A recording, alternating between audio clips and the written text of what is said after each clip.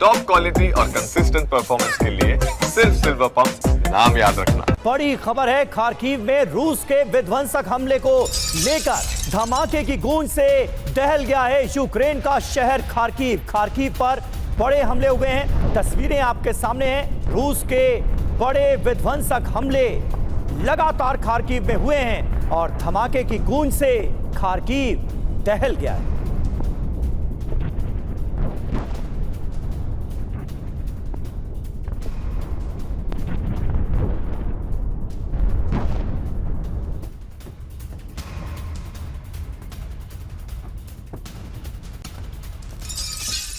और यूक्रेन के निप्रो में रूस का ड्रोन अटैक, गेरॉन ड्रोन से हमले से दहला निप्रो में हमला किया गया है गेरॉन ड्रोन से। रूस की तरफ से यह अटैक किए गए हैं निप्रो।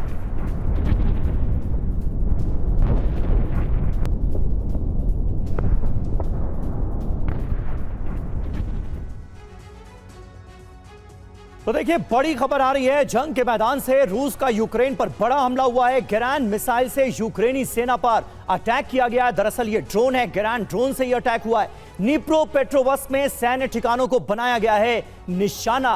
स्लोवियांस्क, डोब्रोपोली, करामातोस्क में धमाके की खबर है। सूमी और खार्किव के इलाकों में भी हमले हुए हैं। रूसी ड्रोन से भी यूक्रेन में हमले के बाद खार्किव के नोवोबावरस्की में आग लग गई है।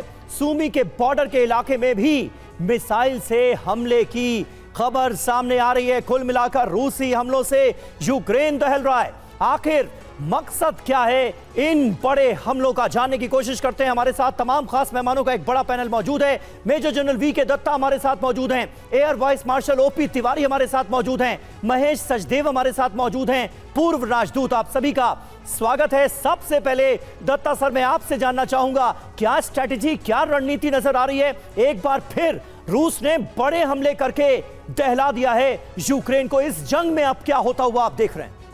बिल्कुल, देखिए, जो 3 साल 5 महीने हो गए जंग को शुरू हुए और लगातार जो एक दूसरे के ऊपर हमले हो रहे थे रूस और यूक्रेन के द्वारा, और बीच में इनका समझौता करने की भी बहुत बार मुहिम चली, लेकिन कोई समाधान नहीं निकला। और ट्रंप साहब की भी जो इनिशिएटिव था उसके ऊपर भी थोड़े समय के लिए ऐसा लगा था कि शायद कोई समाधान निकलेगा, लेकिन नहीं निकला।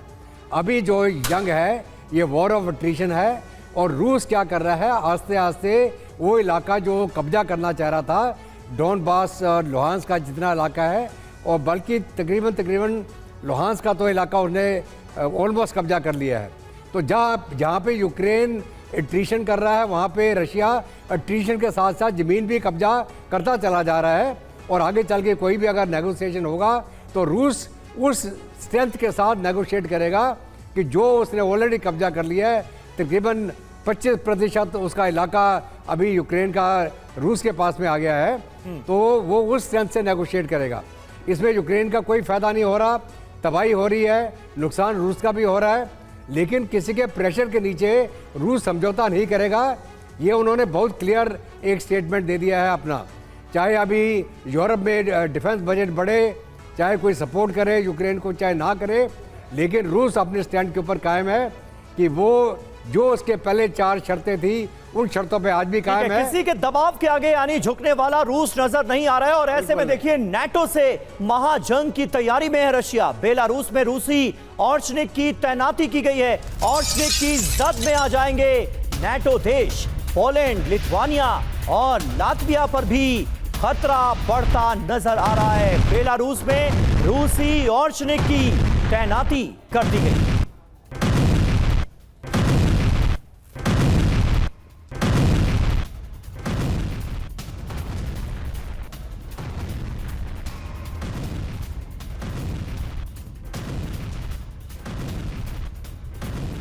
तो नाटो से महाजंग की तैयारी में कैसे रूस अब नजर आ रहा है। बेलारूस में रूसी ऑर्चनिक मिसाइल की तैनाती की गई है, जिसके जद में कई नाटो देश आ गए। तो बेलारूस में रूसी ऑर्चनिक की तैनाती अपने आप में नाटो से महाजंग की तैयारी को दिखाती है। बेलारूस के राष्ट्रपति लुकाशेंको ने घोषणा की है 2025 के आखिर तक ऑर्चनिक की तैनाती हो जाएगी। लुकाशेंको ने 10 और सैनिक की तैनाती की मांग की है और सैनिक की जद में आएंगे कई नाटो देश। वो कौन कौन से देश होंगे?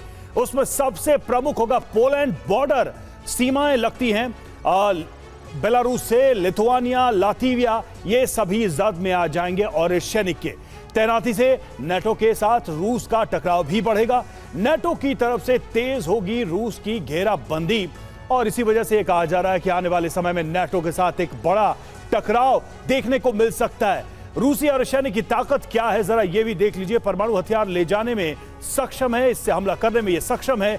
मध्यम दूरी की घातक बैलिस्टिक मिसाइल है। एयर डिफेंस सिस्टम को चकमा देने की शक्ति है इसमें और सैनिक को इंटरसेप्ट करना नामुमकिन सा है। और परमाणु हमले जितनी विनाशकारी क्षमता है इसमें 5500 किलोमीटर दूर तक हमला करने में यह सक्षम है। बड़ी बात यह है कि बेलारूस में रूसी परमाणु हथियारों की मौजूदगी और सैनिक प्लस परमाणु हथियार, यानी आप समझिए कि ये जो कॉम्बिनेशन है ये विनाशकारी कॉम्बिनेशन है। तो और सैनिक से कहां कहां तबाही हो सकती है यूक्रेन युद्ध में और सैनिक की ताकत दिखी, ये दुनिया ने देखा। नवंबर 2024 को निप्रो पर विध्वंसक प्रहार किए गए। इसके द्वारा अमेरिकी अटैक सीएमएस से खिलाफ इस्तेमाल किया गया यूक्रेन को यूएस हथियारों की मदद का ये एक बड़ा जवाब था। तो यूएस को भी एक तरीके से इसके जरिए चुनौती दी गई। तिवारी सर, बहुत साफ है, बहुत क्लियर है, बेलारूस को भी एक किले की तरह बनाया जा रहा रूस के द्वारा, ताकि कल को नाटो से टकराव हो तो कम से कम आसपास के जितने देश हो वो एक भयानक अटैक की जद में हो। यानी उनके ऊपर लगातार दबाव बेलारूस के माध्यम से रूस बना रहा है। देखिए रवि, रूस को एक पोस्चर तो एक स्टैंड एक तो लेना ही पड़ेगा कि जिस तरीके से ये पिछले 2.5-3 साल से जो लड़ाई चले जा रही है, 3 साल से ज़्यादा सा, अब ये जितना वेपन्स ये लोग दे रहे हैं, यूक्रेन के पास इतना कुछ था नहीं कि वो लड़ सके, लेकिन यूक्रेन को ये अपनी तरीके से सपोर्ट किए जा रहे हैं। जिस लड़ाई चलते जा रही है, सो रूस का भी बहुत नुकसान हुआ है, यूक्रेन की तबाही तो हो ही रही है। तो ये दिखाना चाहता है कि भाई बेलारूस भी हमारे साथ है और जो हमारे मिसाइल्स हैं आपके विद इन रिच, ये मेरे को रशिया के डीप एरिया से लॉन्च नहीं करना पड़ेगा, बल्कि आपके करीब हैं। बिकॉज मिसाइल्स का एक बहुत इंपॉर्टेंट होता है circular error of probability. Missile जितना पास से लॉन्च होती है उतनी एक्यूरेसी उसकी ज़्यादा होती है, दूर से लॉन्च होती है उसकी कम होती है। तो ये एक स्टैंड दिखाना कि मैंने यहाँ लॉन्च कर रखा है, अगर आप लोगों ने कुछ बोला तो अब पहला अटैक आपके पास ही होगा, ताकि ये ना हमें सोचना पड़े। इस तरीके से हो सकता है कि डर से कहिए या समझ से कहिए, यूरोपियन नेशों में, नाटो नेशन में कुछ समझ आना चाहिए ताकि ये यूक्रेन की हेल्प करना बंद कर दे, जिसकी वजह से लड़ाई चल रही है। जहाँ तक यूक्रेन का सवाल है, देखो यूक्रेन के पास एक फैक्ट्री थी जहाँ एंटोनो N-32 एंटोनो जहाज बनाया करते थे। उस जहाज का प्रयोग हो रहा है प्रयोग होगा यूएवीज बनाने में, ड्रोन्स बनाने में। इसकी हेल्प कौन कर रहा है? इंग्लैंड के इंजीनियर्स कर रहे हैं, ऑस्ट्रेलिया के इंजीनियर्स कर रहे हैं। अब इनकी ड्रोन बनाने की जो कैपेसिटी है यूरोप की करीब 4000 पर मंथ हो गई है। तो ये जब तक बंद नहीं होगा तो छोटा मोटा न्यूसेंस ये रशिया के ऊपर क्रिएट करते रहेंगे, लॉन्च करते रहेंगे, नुकसान करते रहेंगे और उसका नुकसान कई अलग मैनीफोल्ड, कई बड़े स्केल में यूक्रेन को सहना पड़ेगा, क्योंकि वो रशिया छोड़ेगा नहीं। तो ये रशिया का मेन इंटरेस्ट है कि जो ऐसा अभी दत्ता साहब बता रहे थे, इनमें 4 स्टेट डोनेट्स्क, लुहांस्क, ज़पोरिजिया और खेर्सन का करीब 20-21% उन्होंने कब्जा कर रखा है। और रूस के लिए इस लैंड को सस्टेन करना, अपने कब्जे में रखना आसान है, क्योंकि वहाँ की पब्लिक रश के साथ है।